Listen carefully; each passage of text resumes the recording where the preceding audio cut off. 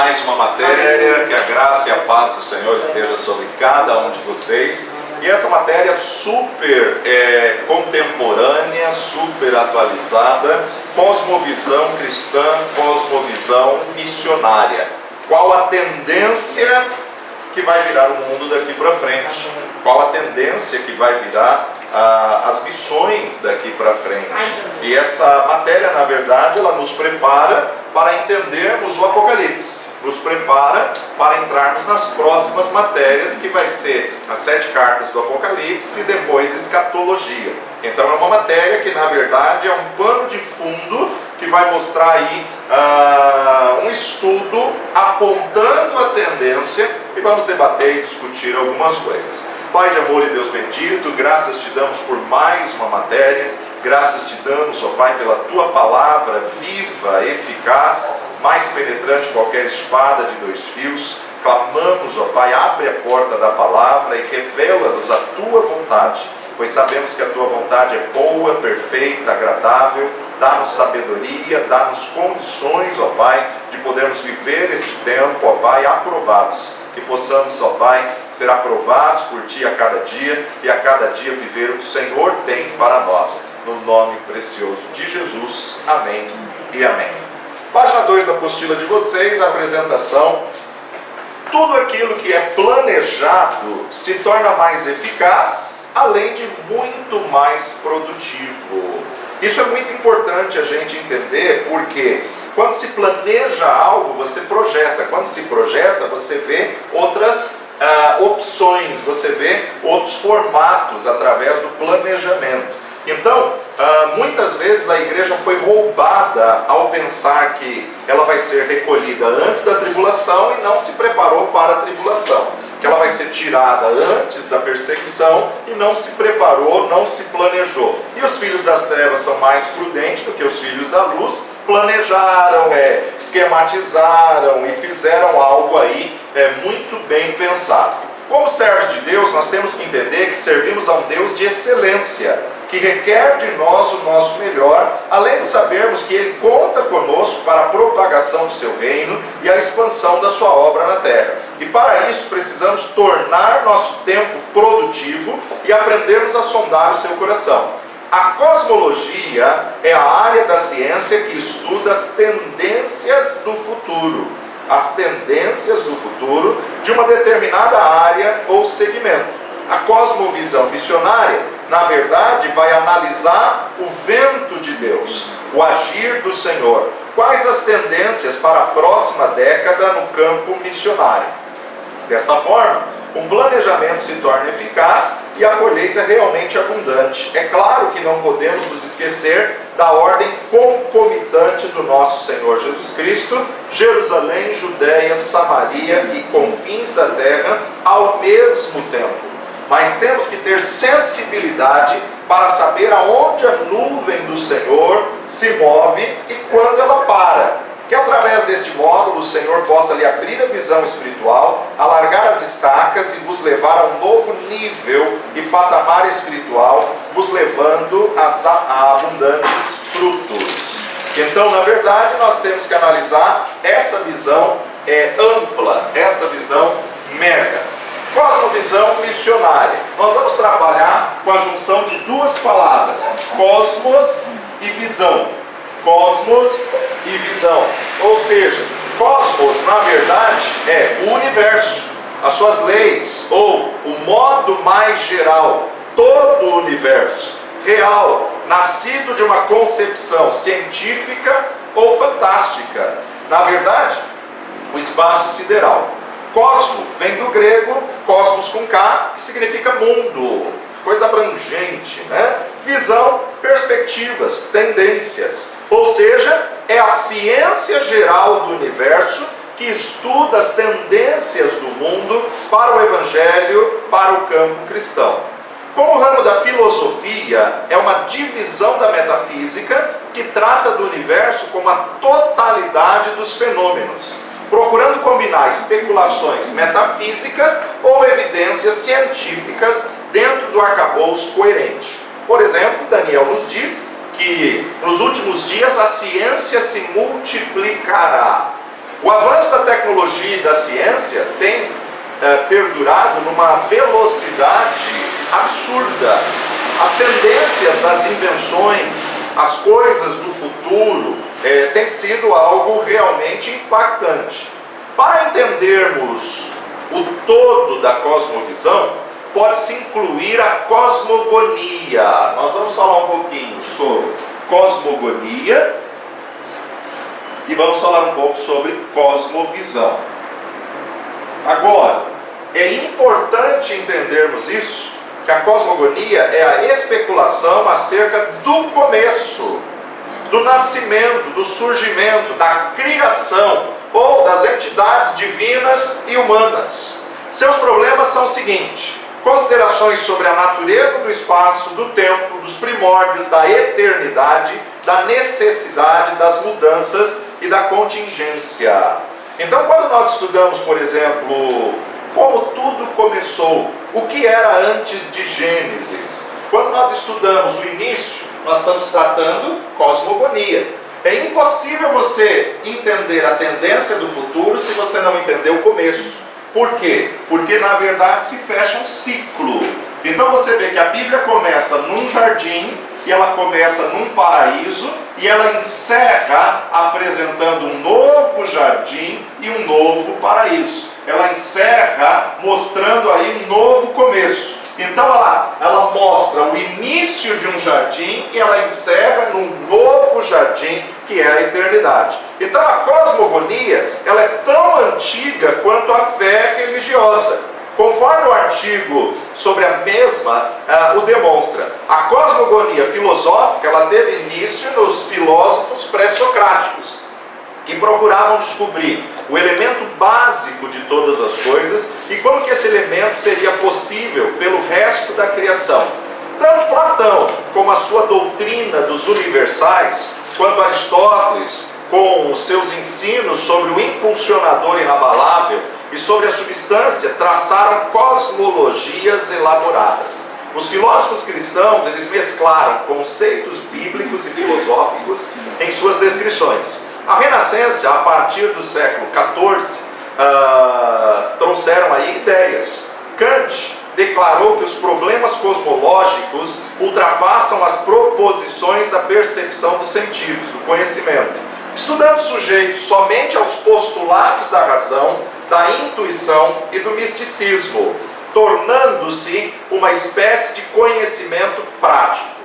A gana e o desespero em descobrir o começo de todas as coisas ainda continua e chega ao ápice de toda a história, como por exemplo o LHC. O LHC, chamado por alguns de acelerador de partículas, até então era uma máquina do fim do mundo, era uma máquina que estava exatamente na fronteira da Suíça e da França, né? Da Suíça e da França. O que eles fizeram?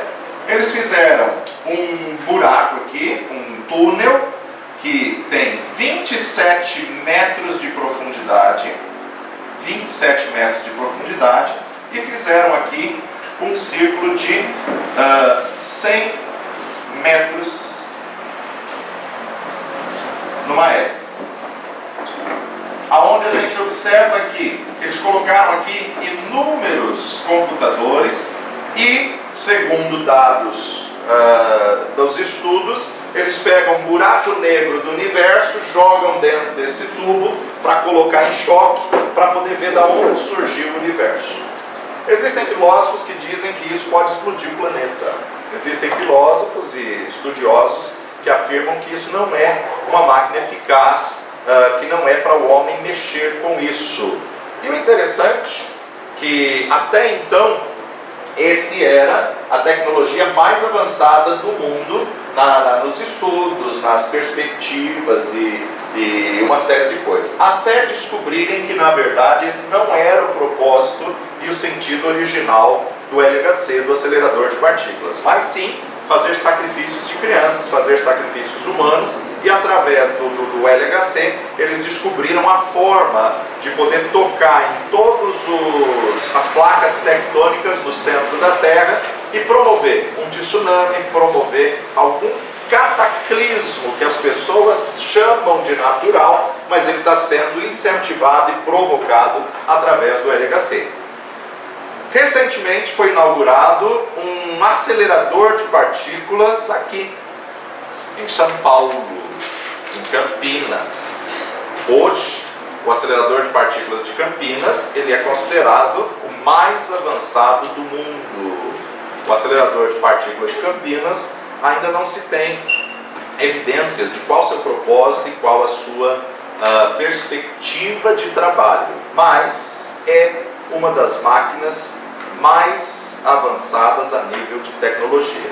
A palavra de Deus nos diz que alguns iriam desmaiar de terror ao ver o que está por vir.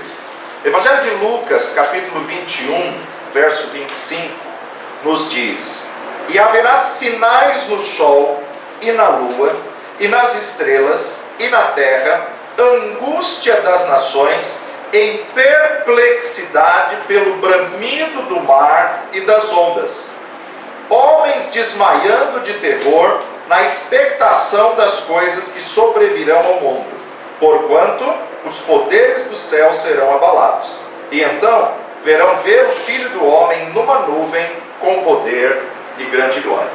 O que vai anteceder a vinda de Cristo é justamente descobertas científicas. O que vai anteceder a vinda de Cristo é justamente o avanço da tecnologia, é justamente o avanço da ciência.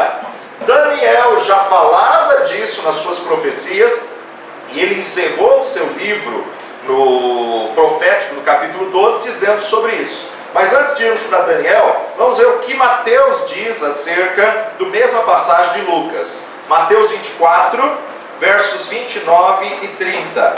E logo depois da aflição daqueles dias, o sol se escurecerá, e a lua não dará sua luz, e as estrelas cairão do céu, e as potências do céu serão abaladas. Então aparecerá no céu o sinal do Filho do Homem, e todas as tribos da terra se lamentarão, e verão o Filho do Homem vindo sobre as nuvens do céu, com poder e grande glória. É interessante a gente observar que muitas vezes as descobertas, elas são passadas como falsas, passadas muitas vezes como fake, imaginação, ou ainda até como teoria da conspiração. Você falar, por exemplo, sobre a HAARP, as pessoas dizem que isso é loucura, que é teoria da conspiração. Aliás, os próprios sites que defendem o HAARP, eles falaram que o HAARP foi desativado, que não está trabalhando mais com o HAARP. O que são HAARP? Eles colocaram polos de antenas de altíssima voltagem e baixíssima frequência em regiões específicas nos 5 continentes, e através dessas antenas de HAARP, o sistema, que é na verdade o sistema do anticristo, manipula a temperatura, manipula a chuva, o frio, o calor. É como, na verdade, se nós tivéssemos a sensação de estarmos dentro do micro-ondas. Então é um calor absurdo que você vai olhar para a temperatura, está 26, 27 graus. Só que a sensação térmica é de 35. Uma sensação térmica muito mais elevada do que o clima. Isso é um efeito do HAARP. Ou também o HAARP ele pode ser responsável por um frio absurdo numa região. Só que estudos atuais afirmam que a neve do HAARP ela não derrete.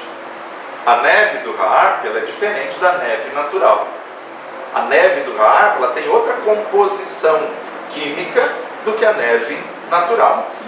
O calor do HAARP ele não é um calor natural, não é uma brisa suave. Parece que você está dentro de um forno, parece que você está sendo cozinhado. Só que o HAARP tem muitos outros efeitos, e não só efeitos naturais, como efeitos colaterais no ser humano. Alguns pesquisadores afirmam que o HAARP tem condições de, através das antenas de alta voltagem e baixa voltagem, secar um rio de uma nação, levar essas águas via nuvem e fazer chover em outra nação as águas que eles roubaram daquela nação. Então, na verdade, muitos vão dizer que isso é teoria da conspiração. Muitos não vão acreditar. Só que quando você começa a observar como de repente algumas nascentes secaram, como de repente algumas cidades ficaram sem água e locais que não chovia começou a chover, você começa a ver que tem uma certa coerência. Hoje, o sistema do anticristo coordena não só a ARP, como também eles têm um projeto que se chama Blue Beam. Blue Beam. O Blue Beam está tendo um avanço tecnológico absurdo, aonde vão enviar satélites para o espaço sideral, inúmeros satélites posicionados em locais estratégicos, que na verdade eles conseguem, é um projetor como um data show. Imagina um projetor de alta definição a ponto de uma tela de TV, só que sendo exposto nas nuvens. Uma imagem sendo exposta nos céus. Uma tecnologia que vai apresentar Jesus Cristo, que vai apresentar líderes religiosos durante a história da humanidade, aparecendo nas nuvens, aparecendo no céu, em momento simultâneo. E o que mais estão aí desenvolvendo através dessas antenas de alta voltagem é como a pessoa vai ouvir, não pelo ouvido, mas dentro de si, ela vai saber o que esses líderes estão falando ou querendo dizer. Essa é uma tecnologia extremamente avançada que eles pretendem colocar aí, em execução dentro de 10 anos no máximo. Nós observamos então, quando você começa a analisar os efeitos do VARP, os efeitos do Blue Beam, os efeitos do LHC, ou acelerador de partículas, você consegue entender realmente as coisas que estão por vir. Um projeto ousado e absurdo, que estão querendo colonizar Marte, estão querendo levar 1 milhão de pessoas para morar em Marte. E um avanço absurdo e realmente incabível, aonde se observa que já estão fazendo as plantas, os projetos, os planejamentos, querendo na verdade afrontar a Deus, querendo na verdade se colocarem como deuses. Como também a gente observa agora projetos mais assustadores, quando nós falamos sobre humanoides ou quando falamos sobre transhumanismo. Humanoides ou transhumanismo é a mistura de humanos com tecnologia e tecnologia com humanos. Recentemente implantaram chips na cabeça de um grupo de macacos, e esses macacos agora já estão jogando videogame. E eles jogam videogame com uma inteligência artificial, sem usar as mãos ou as patas. E aí na verdade é só o cérebro. E estão treinando esses macacos porque eles vencem qualquer viciado nos games. Porque na verdade não é o macaco, é simplesmente o IA, ou seja, a inteligência artificial. Essa é a tendência do mundo. Por isso, quando entendemos um pouquinho sobre isso, entendemos o que Jesus disse, que muitos desmaiarão de terror pela expectação das coisas que hão de vir. Agora, vá comigo para Daniel capítulo 12. Vá comigo para Daniel capítulo 12.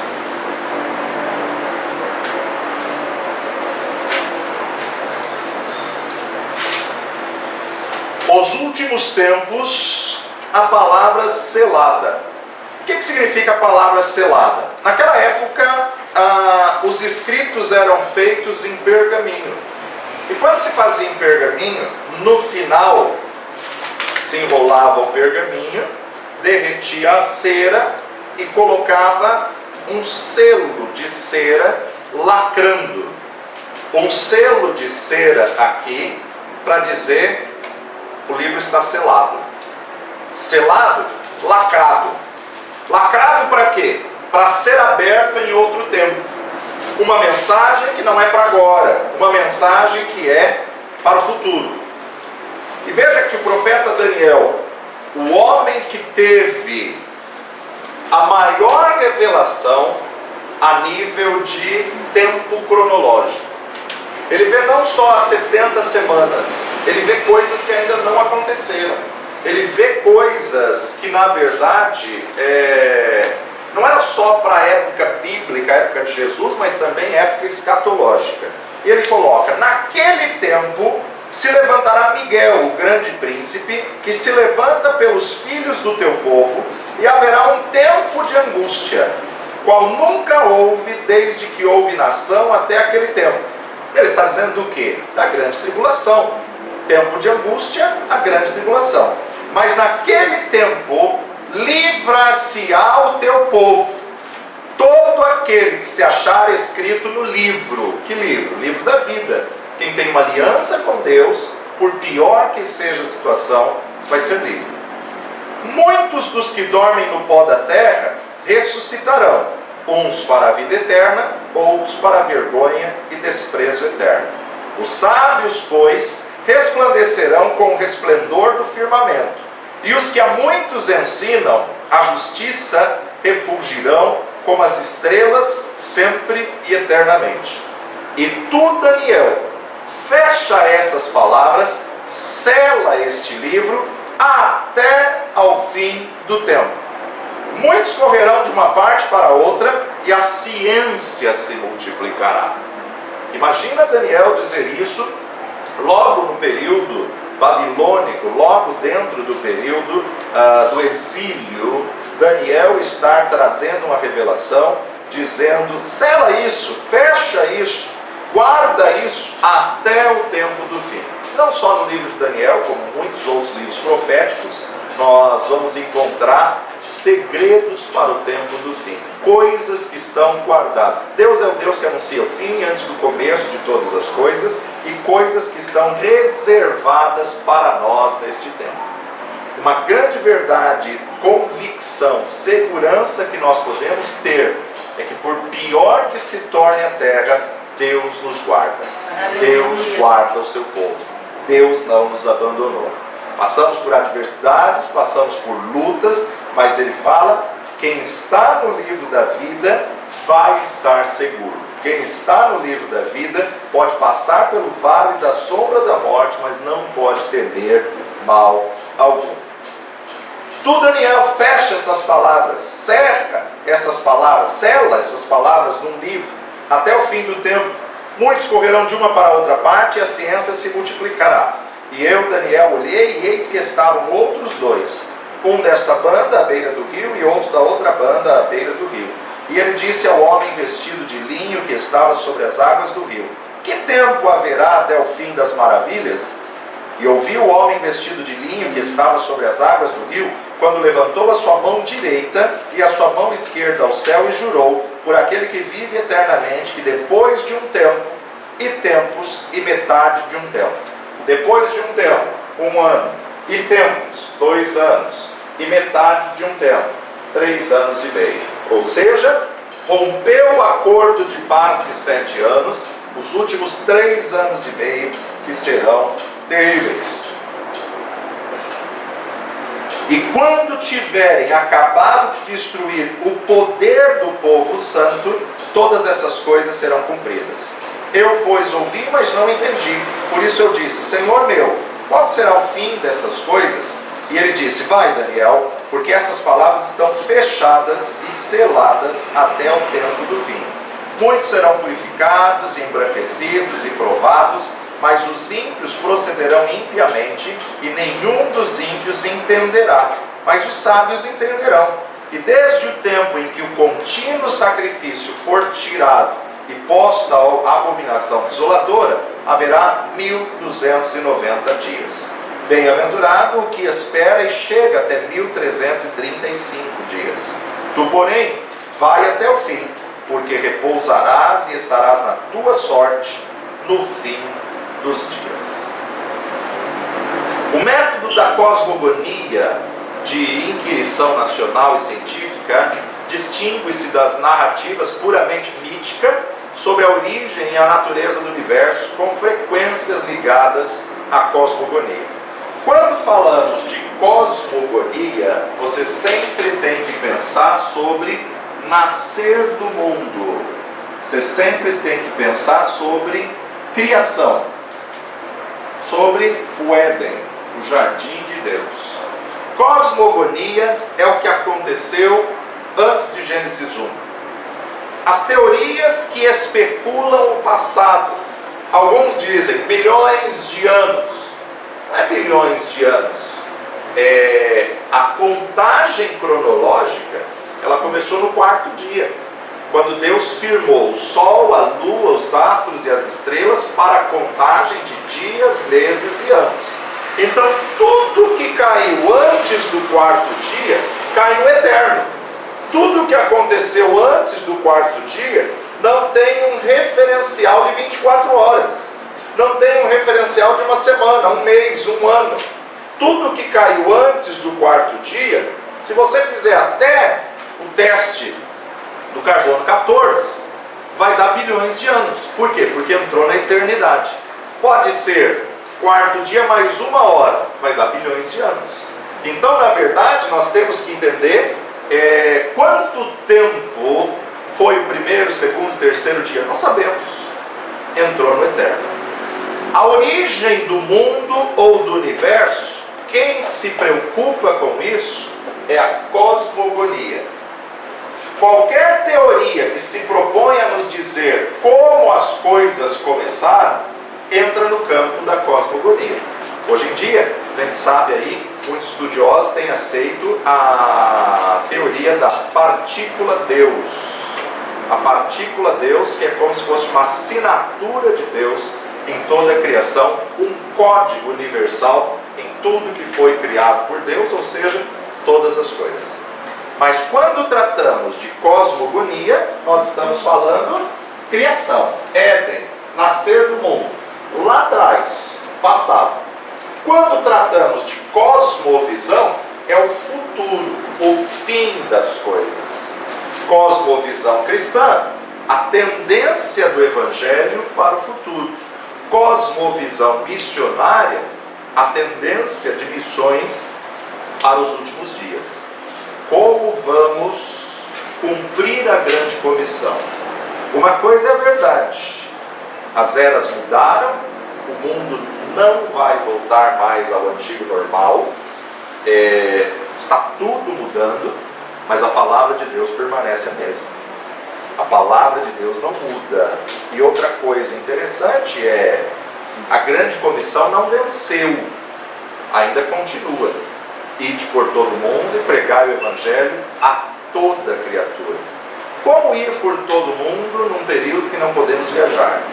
Como ir por todo mundo num período que não podemos sair? É isso que a cosmogonia, a cosmovisão tem que estudar, tem que analisar. O futuro, a tendência das coisas, a tendência do Evangelho. É notório hoje, mais do que nunca, que o mundo está mudando e mudando numa velocidade absurda. A passos largos, a passos alarmantes. A cada dia, novos valores surgem. As pessoas não se contentam mais com o antigo. Quero o novo, o inédito, o que acabou de sair. A novidade do momento é o que interessa.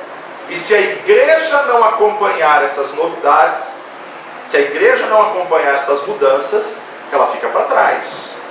É impressionante como Deus coordena a soberania dos tempos, como Deus coordena o Cronos.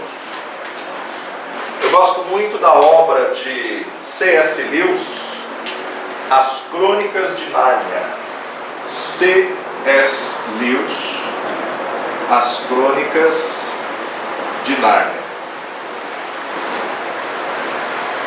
Os filmes são fantásticos, mas o livro é muito mais completo. Para entender as Crônicas de Nárnia, nós temos que entender C.S. Lewis. Quem foi C.S. Lewis? C.S. Lewis era filho de um casal de pastores, e pastores esses que pentecostais e que tinham uma grande dedicação na obra. E quando ele ainda era criança, nos seus 4, 5, 6 anos de idade, sua mãe foi acometida de um câncer violento, um câncer bravíssimo. E diante dessa enfermidade, naquela época, que não tinha tratamento, que não tinha quimioterapia, que não tinha medicação, ela passava noites em claro, gritando e se contorcendo de dores na cama, e chorava e gritava e adormecia de tanto gritar. E C.S. Lewis, como um garotinho, filho de pastores, se ajoelhou na ponta da cama e ele disse: Papai do céu, a tua palavra diz que se nós pedirmos, o Senhor nos ouve. A tua palavra nos diz que tudo quanto pedirmos em oração, crendo, receberemos. Por favor, papai do céu, cura mamãe, tira a dor da minha mamãe. E naquela madrugada a mãe morreu. Quando sua mãe morreu, ele se rebelou e se desviou dos caminhos do Senhor e decidiu que não iria seguir aos caminhos do Senhor. E em afronta a Deus, ele foi estudar contos, ele foi estudar literatura, ele foi mergulhar de cabeça como uma fuga nos contos de fada, nos contos, porque ele não queria encarar a realidade. Até um dia que, como adulto, ele tem um encontro com Deus. E nesse encontro com Deus, o Senhor diz a ele: Lewis, fui eu que permiti acontecer tudo isso na sua vida. E Deus começa a falar com ele: eu tomei a sua mãe para mim e curei a sua mãe, mas curei aqui na eternidade. E eu te permiti se rebelar e se afastar aparentemente dos caminhos, porque eu tenho um projeto para você. Eu quero que você conte a Bíblia em contos. Eu quero que você escreva para um povo que não é seu e para uma geração que não é a tua. Eu quero que você deixe uma obra, um livro, explicando a Bíblia desde antes de Gênesis até o Apocalipse, para uma linguagem que vai alcançar um povo que você não vai conhecer. E foi então onde saiu as Crônicas de Nárnia. Cada detalhe das Crônicas de Nárnia é uma revelação diferente, é uma interpretação bíblica. Ele mostra 4 personagens, aonde na verdade tem uma conexão com o mundo surreal quando entram no guarda-roupa. E é interessante nós vermos, ali ele mostra a batalha, ali ele mostra a guerra espiritual, aonde o leão é o leão da tribo de Judá, é a figura de Cristo, aonde na verdade a feiticeira é Satanás, que apresenta manjares para os humanos. E Edmundo experimenta do manjar, porque é aquele que veio do mundo.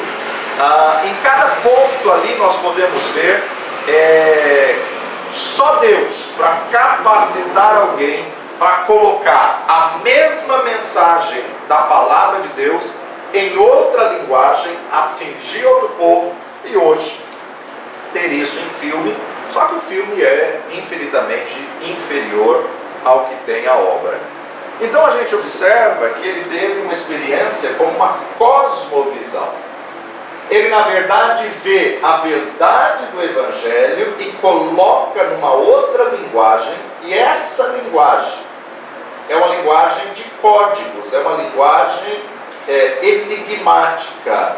E essa linguagem enigmática, ela desperta, na verdade, a curiosidade de muitos jovens e adolescentes que, quando mergulham nos escritos de C.S. Lewis, confessam Jesus como Senhor e Salvador das suas vidas. Deus tem seus planos, Deus tem seus meios, Deus tem a forma de poder fazer coisas que fogem ao nosso entendimento. Infelizmente, o cristianismo não escapa da influência do relativismo.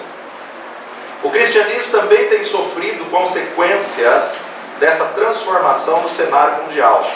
Novas formas de pensar sobressaem, levando o cristianismo a repensar e a rever suas posições no campo e no conhecimento da ética. A aprovação das células embrionárias e tantos outros assuntos, como a família pós-moderna, como o transhumanismo e tantas outras coisas que temos a certeza que a ciência está se multiplicando. O cristão comum, ele não percebe que há uma batalha intelectual sendo travada nas universidades. Na verdade, as universidades estão sendo condicionadas a uma ideologia marxista. Estão sendo condicionadas a formar uma linha de pensamento. O cristão comum, ele não consegue perceber a batalha intelectual em revistas especializadas, em sites e círculos profissionais. O naturalismo iluminista, o antirrealismo pós-moderno uniram-se numa aliança profana contra a cosmovisão amplamente teísta e especificamente cristã. Ou seja, você é Deus e você não precisa de um ser superior. Você precisa desenvolver a divindade que há dentro de você. Isso é ocultamente o que querem passar à nova geração. Os cristãos não podem ficar indiferentes ao resultado dessa luta, pois a instituição específica mais importante que forma a cultura ocidental é a universidade, e hoje online. Nela, futuros líderes políticos, jornalistas, professores, executivos empresariais, advogados, artistas são instruídos. Por isso que nós devemos influenciar nas tendências da pós-modernidade. O número de universitários evangélicos hoje é muito maior do que há anos atrás. Mesmo porque as crenças da igreja antiga não precisamos estudar porque Jesus está voltando. E durante uma geração, a igreja emburreceu. Durante uma geração, a igreja ficou para trás no âmbito do conhecimento, privando seus filhos do conhecimento.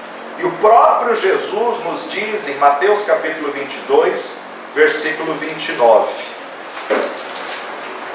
Jesus, porém, respondendo, disse-lhes: errais, não conhecendo as Escrituras e nem o poder de Deus.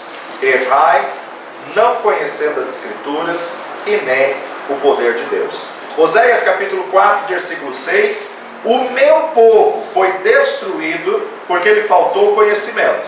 Porque tu rejeitastes o conhecimento, também eu te rejeitarei, para que não sejas sacerdote diante de mim. Visto que te esquecestes da lei do teu Deus, também eu me esquecerei de teus filhos. Também eu me esquecerei de teus filhos. Por isso que a palavra de Deus nos diz: e conhecereis a verdade, e a verdade vos libertará. Verdade no hebraico é paralelo de luz. Luz traz conhecimento, luz traz revelação, luz traz verdade. A luz liberta. A ignorância no hebraico se assemelha a trevas. Porque as trevas aprisionam, as trevas impedem o conhecimento, as trevas deixam o povo na ignorância. Então, por isso que precisamos lutar pela verdade. Muitas pessoas não conseguem crer no Evangelho porque não conseguem entendê-lo. Quando entende o plano de Deus, caem as escamas dos olhos e confessam Jesus como Senhor e Salvador. Ou seja, o homem por si só é pecador e depende de um Salvador. O único que veio sem pecado foi o Filho de Deus, o Verbo que se fez carne. Todo aquele que o aceitar tem vida eterna. Pronto. Se eu recebo Jesus como meu Senhor, eu tenho a vida. Eu conheci a verdade e a verdade liberta. Uma das tarefas mais desafiadoras dos filósofos cristãos é ajudar a mudar a tendência intelectual contemporânea, de tal modo a favorecer um ambiente sociocultural onde a fé cristã possa ser considerada uma opção intelectualmente aceitável por homens e mulheres mais esclarecidos. Por isso que hoje pregar a nova geração de jovens e adolescentes é uma batalha intelectual. É uma batalha de conhecimento e ideologias. Todo ser humano tem sede do saber. Agora, se o cristão souber conciliar o científico com a fé com a razão, então ele vai ter uma voz ativa na sociedade para responder às dúvidas, aos porquês da humanidade. O líder cristão que vai se destacar daqui para frente tem que ser aquele qualificado para ensinar as Escrituras de maneira inteligente, intelectual, familiarizado com a história, familiarizado com a filosofia, com a ciência dos seus dias. Há outro grupo contemplado pelos autores, além dos estudiosos e dos ministros religiosos, os chamados leigos. Esses também devem se beneficiar do conhecimento filosófico, comprometendo-se intelectualmente para a reforma da cultura anticristã. O que a sociedade hoje quer dizer é que nós estamos no pós-cristianismo. A era de cristão já passou. O que a sociedade quer pregar é que o cristão está ultrapassado, ficou para trás. A ciência, ela pode ser tanto teísta quanto deísta. Quando aborda assuntos científicos no tocante ao método, eles aderem ao ateísmo. Em outras palavras, eles não tentam explicar as coisas apelando para as explicações teológicas. Na verdade, há uma grande aceitação da teoria que o universo passa por um período de diversos ciclos, e não um único ciclo de existência que tem dominado todas as eras. Olhando no dicionário, cosmologia é a ciência que estuda a origem, a evolução e a estrutura do universo em seu conjunto. Então, cosmovisão cristã é filosofar a tendência do Evangelho nos próximos anos, na próxima década. As novas tecnologias, elas podem ajudar a modernizar a educação no Brasil.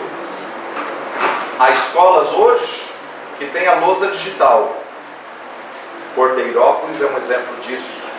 É uma lousa que pega a frente todinha, né? Onde o professor escreve tudo, e aperta o botão ao lado e já vai para o iPad de todos os alunos. Coisa simples, básica, né? Só que ninguém mais precisa escrever, é engolir o que foi feito. Ninguém mais precisa copiar. Aliás, a cada evolução e tecnologia leva o ser humano a acomodar o raciocínio, a não pensar. Leva o ser humano a engolir o que já está pronto. Para que eu vou gastar tempo com alguma coisa que eu posso ter num clique? Uma tela sensível ao toque. Uma matéria da revista Época, em abril de 2008, afirma que pesquisadores querem criar um programa de computador para prever o futuro das religiões. Aliás, já criaram até um humanoide, assim podemos dizer, uma inteligência artificial de Jesus. Ensinaram ou passaram a esse computador, a esse programa da inteligência artificial, todas as falas de Jesus e estão trabalhando para que ele respondesse como Jesus responderia. Estamos vendo a evolução e a tecnologia criando situações que vai ser um problema para a própria sociedade. Alguns até perguntam, e muitos filmes até demonstram isso. Será que esses humanoides vão destruir os humanos? Será que esse transhumanismo vai matar a espécie humana e o mundo vai virar só robôs? O que é a cosmovisão cristã? Todo censo aponta para o crescimento do número dos evangélicos, e a cada vez que se faz o censo é só crescimento, crescimento, crescimento e não redução. Aliás, no último censo até omitiram o resultado da porcentagem de cristãos no Brasil, porque o número era assustador. E quando eles falam cristãos, é todo credo religioso. Os católicos estão incluídos nesse credo de religiosos. E afirmaram que o número de cristãos, juntamente com o católico, estava beirando a cerca dos 80% da nação brasileira. Por isso que não foi anunciado. Só que com o crescimento desse suposto cristianismo, também vemos o crescimento dos nossos problemas sociais e dos nossos problemas morais. E fica-nos aqui uma pergunta: por que a igreja não está funcionando como sal da terra e luz do mundo? Por que a igreja aparentemente cresce, mas não modifica, não influencia, cresce e é influenciada? Algo tem que ser feito urgentemente para esse crescimento evangélico brasileiro não se transformar em uma grande tragédia. O próprio Jesus disse: nem todo que me diz Senhor, Senhor entrará no reino dos céus. A igreja realmente tem que ser um agente ativo de transformação e influência em todas as áreas para marcar a história.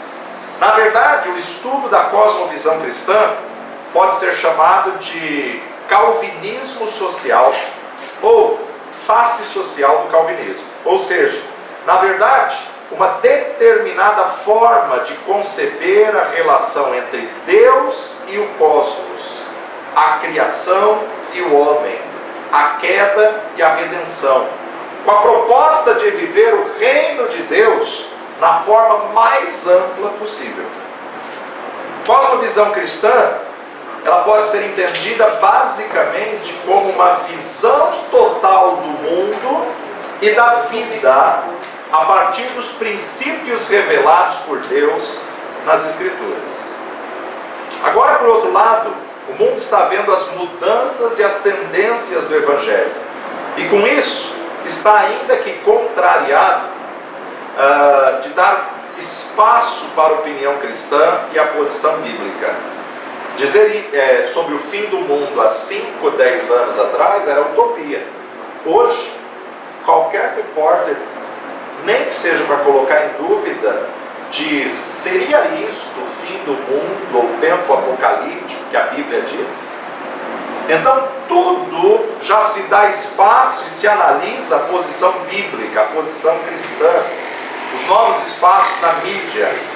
Tinha um quadro na Record que, infelizmente, eles tiraram até do YouTube, que esse quadro se chamava Enigmas do Sagrado. Quem teve a oportunidade de assistir esse quadro foi privilegiado. Eu assisti umas 8, 9 reportagens do Enigmas do Sagrado. O que era o quadro Enigmas do Sagrado na Rede Record?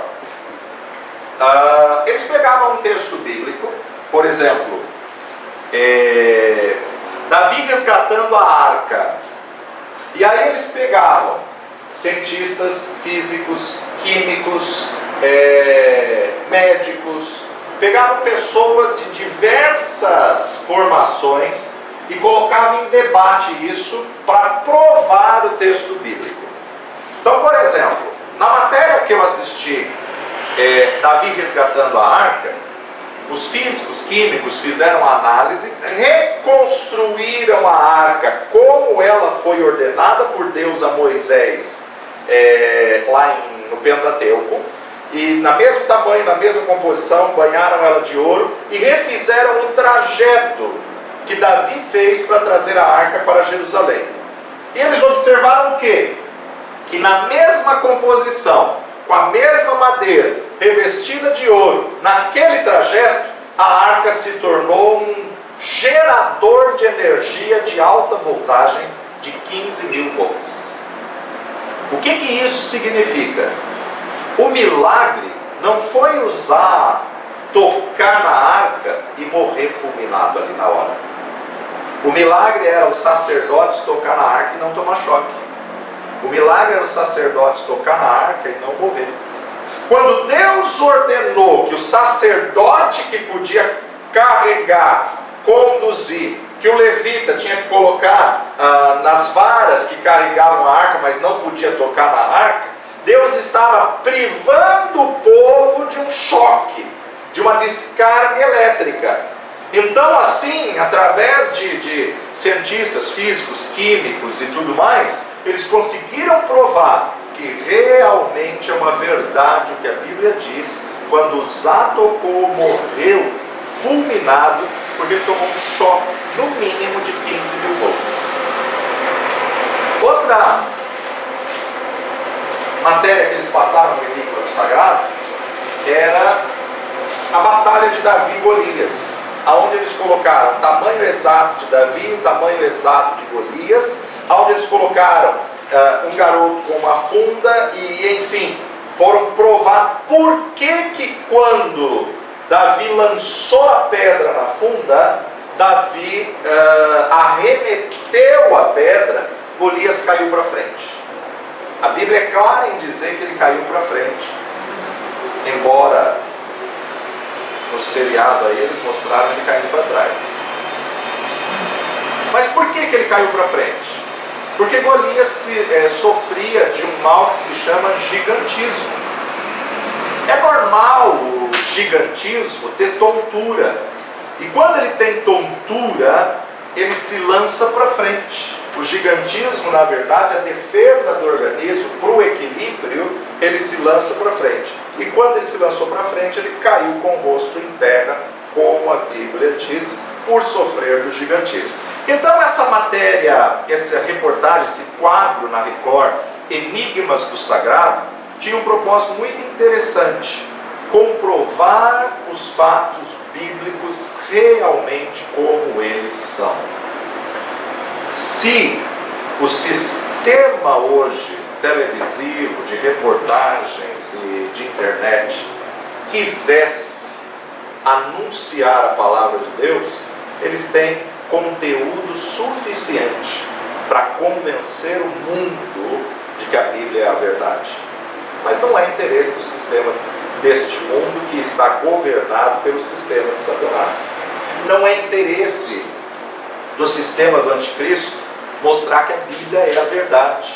Não é interesse comprovar os fatos bíblicos e as narrativas bíblicas como elas realmente são, porque vai levar um credo e uma convicção a essa geração tal de maneira que as igrejas vão superlotar.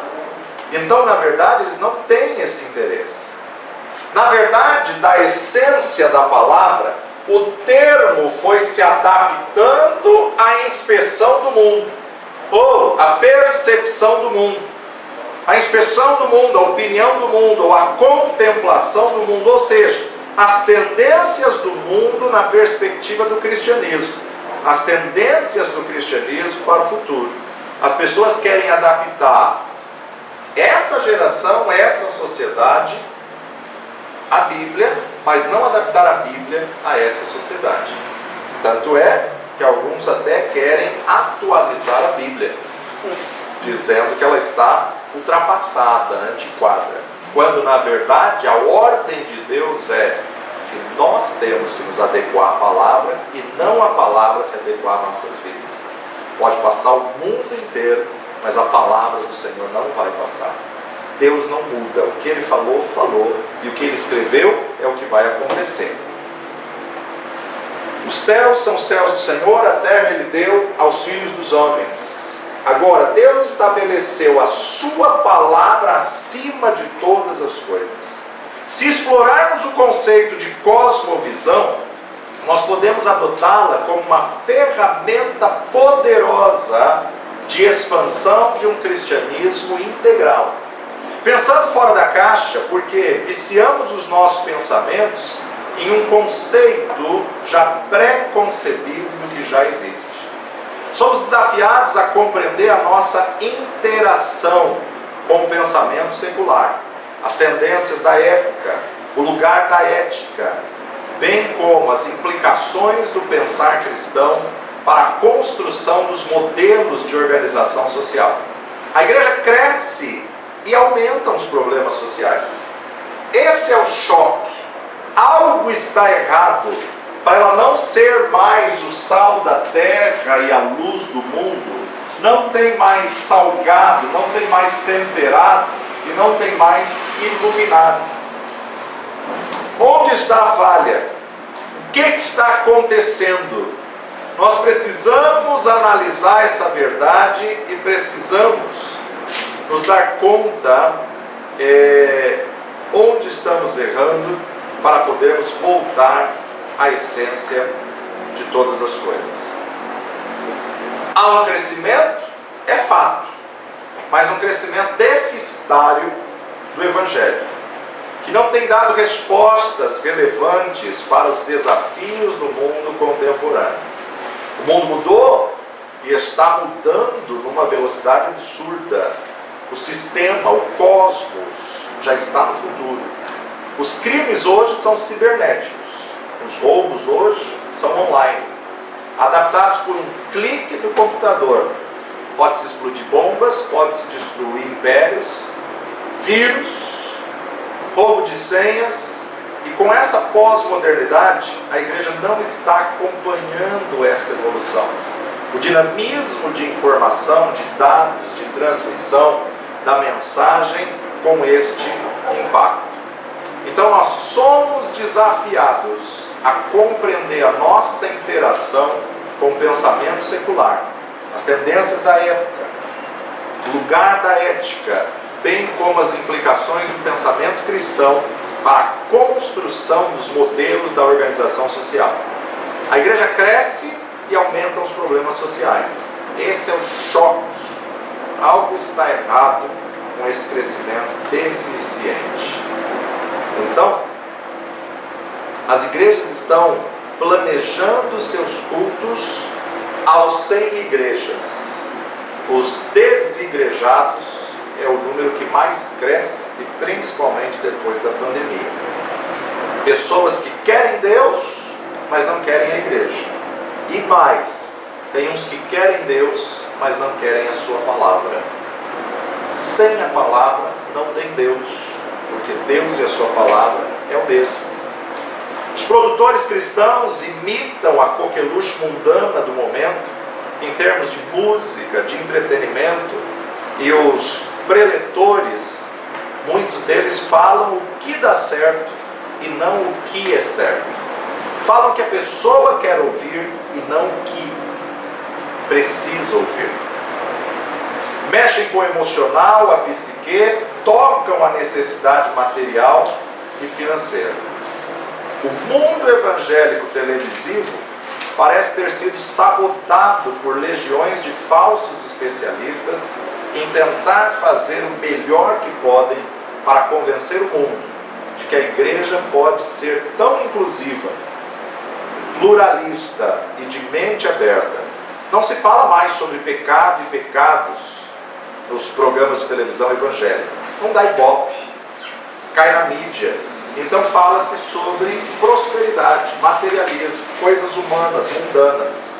A busca pela aprovação do mundo nada mais é do que um adultério espiritual. É o que Tiago nos alerta na sua carta, Tiago capítulo 4, devemos resistir às paixões.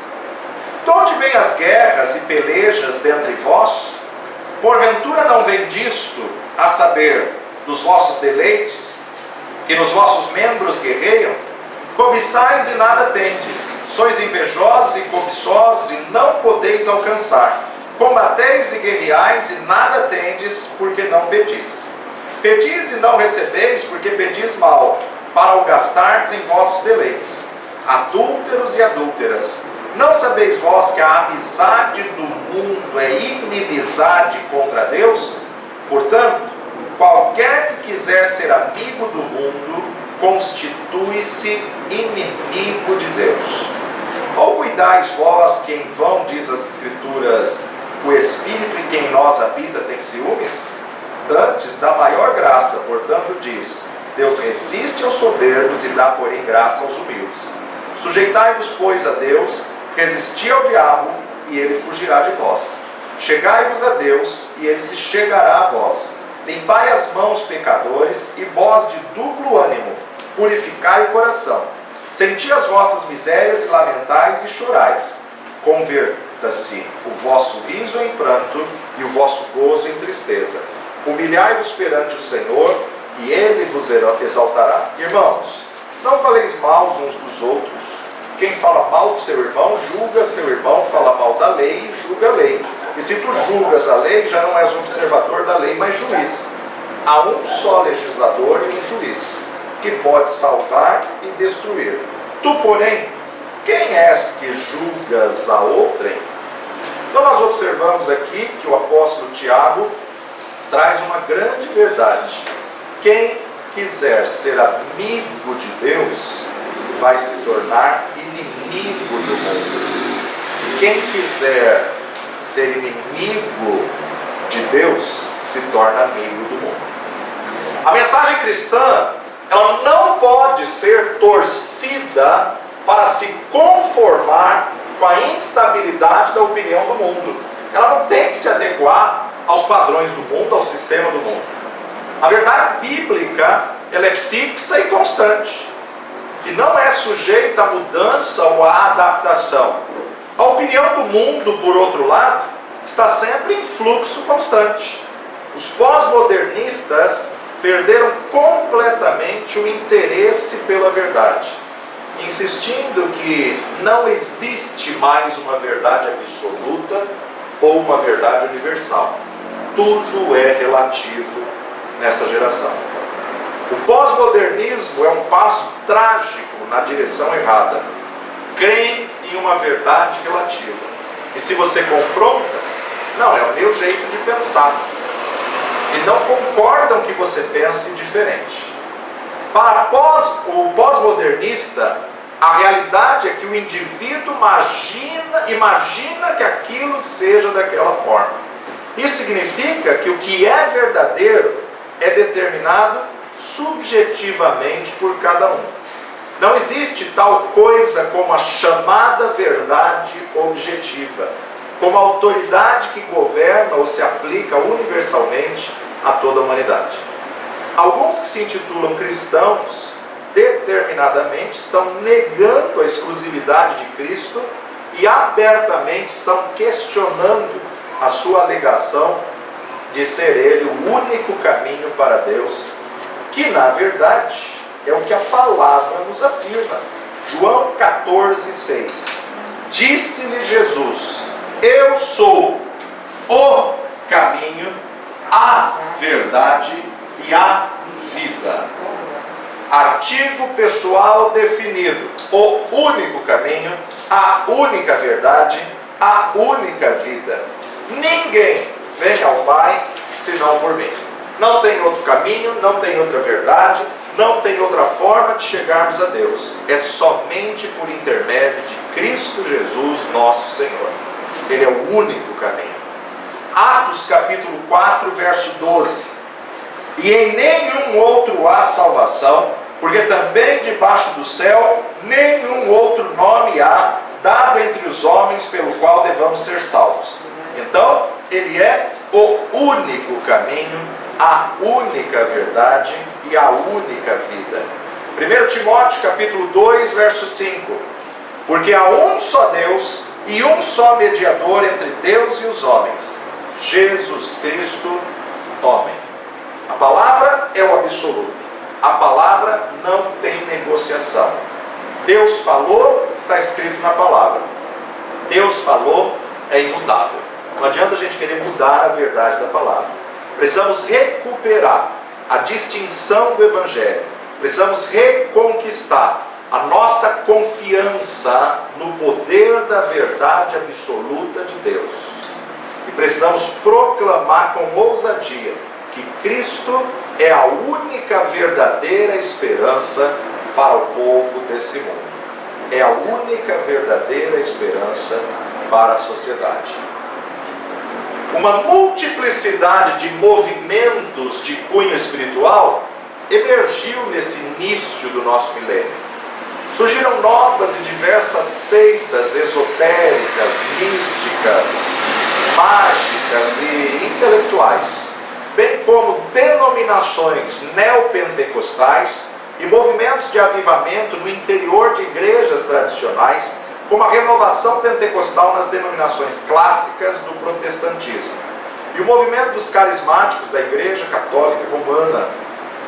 Além disso, todos esses fenômenos religiosos atingiram a grande mídia, sendo caracterizados por um apelo fortemente emocional, veiculando imagens de uma significativa transformação de vida e de satisfação individual imediata.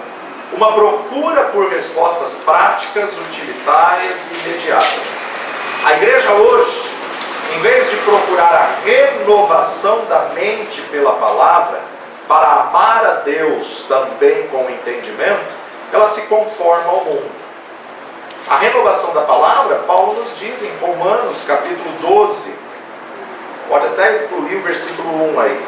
Rogo-vos, pois, irmãos, pela compaixão de Deus, que apresenteis o vosso corpo em sacrifício vivo, santo e agradável a Deus, que é o vosso culto racional, pensante, raciocínio. E não vos conformeis, não tomeis a forma deste mundo, mas transformai-vos pela renovação do vosso entendimento, para que experimenteis qual seja boa, agradável e perfeita vontade de Deus. Mateus capítulo 22, verso 37 e 38. Jesus disse-lhes: amarás o Senhor teu Deus de todo o teu coração, de toda a tua alma e de todo o teu pensamento. Psique. Este é o primeiro e grande mandamento. E o segundo semelhante a este é: amarás a teu próximo como a ti mesmo. Desses dois mandamentos depende toda a lei e os profetas.